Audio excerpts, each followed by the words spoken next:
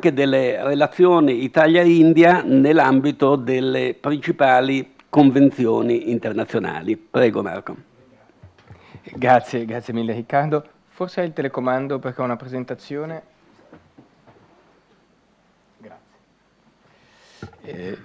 Grazie Riccardo e grazie ovviamente al Propeller per l'invito a parlare in questo consesso molto interessante. For the benefit of the Council I will switch to English so that we can... you can continue in Italian. No, it's a pleasure for me, don't worry.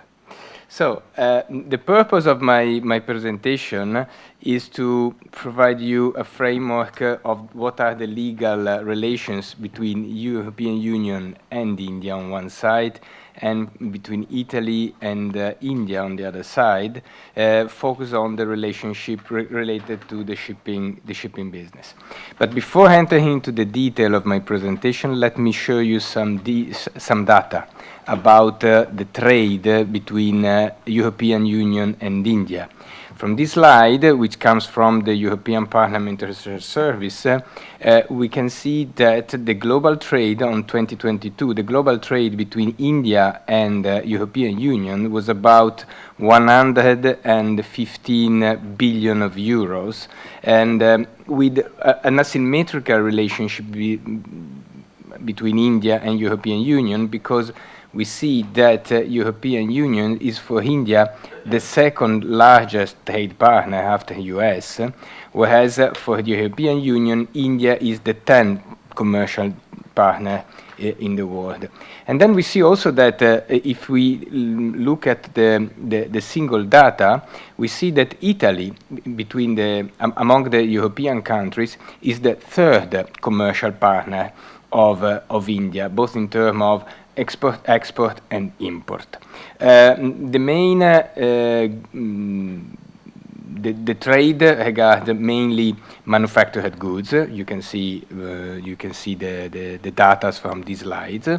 But also there are also services which are relevant to compare in relation to the trade between India and European Union, and we see that among the services, the 22.7% regard transport services that are exported from European Union to India, and vice versa. They represent the 19.8% from India to European Union. Now, even though India recognized the European Union since the beginning in the 60s, there are no specific treaty regarding the trade between, or general treaty between India and the European Union. There are negotiations which have the aim to implement and to strengthen the trade relationship between the two partners, in the frame also to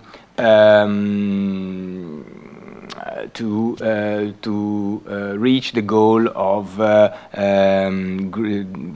stated by the Green Deal in Europe, in order also to grant the respect of the rights of the workers and the employee, etc. But nowadays, as I said, there are no specific treaties, so the trade relationship between European Union and India are governed by the criteria, by the principle of the most favored nations, applied and elaborated within the WTO. And this principle means that when each country lower commercial barriers or open up markets toward the third commercial partners, they have to apply the same treatment also to goods coming from all the other countries. So this is the main principle that applies between India and European Union. And what about Italy? Yes. And what about Italy? There are almost 40 treaties between India and Italy, bilateral treaties. You may find the list in this link of the Ministry of the Foreign Affairs, but I will focus on the most interesting for our discussion today. The most important is probably this commercial agreement that Italy and India entered into in 1959, where the parties, the two countries, established the principle of reciprocal discriminations in import and export of certain goods that are listed in the agreement. This agreement is also is also interesting because states that ships of each of the two countries can approach the respective ports, can use the port infrastructures and the port equipment of each country. They can get bunker services or other services, and they are granted treatment that are not less favorable than those treatment agreed upon to other countries. So again, we have the application of the principle of the most favored nation.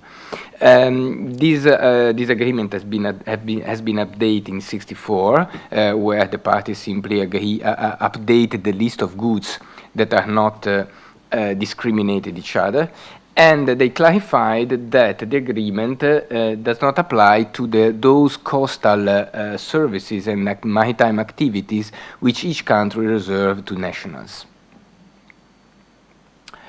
Regarding the shipping business, it is interesting to see which convention Italy and India are part of.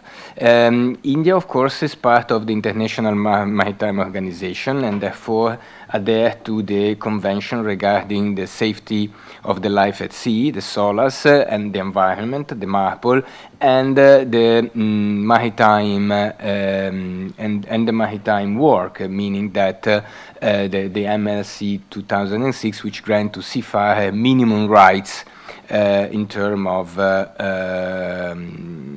work. Then India, that it is interesting, did not ratify the Hague-Visby rules, which are you may know, which is the convention related to the transport of goods under bill of lading. This is not really relevant because we know that the convention applies to every kind of transport that is regulated by a bill of lading, and it is international, regardless the fact that the travel is between countries which are not party of the convention. India has not ratified the Convention of Athens regarding the transport of people and their luggages. And that is interesting, that may be interesting, because India has not ratified the Convention of Brussels of 1952 about the arrest of vessels, which is the kind of convention which allows creditors who have what we call maritime credits, which are listed in the convention, to arrest the vessels,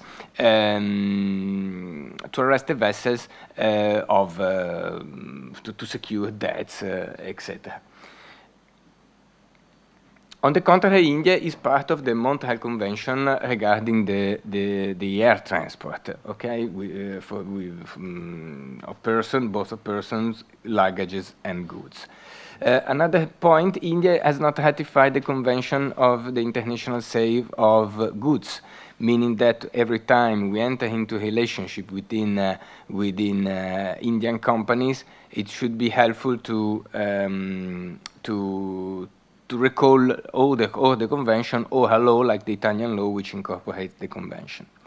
Finally, a focus about the procedural relationship between the countries, meaning the possibility to enforce judgment both in India and in Italy. Again, there is not a bilateral treaty between the parties for the acknowledgement of reciprocal judgment, so that the point, in case an Italian citizen or an Italian company wants to enforce a judgment, an Italian judgment in India, they should start a legal action in order to have this Italian judgment recognized in India and enforced. Same is in Italy, because in Italy, as we do not have a treaty, the private international law applies, and according to Article 64 of Law 218, an Indian judgment can be recognized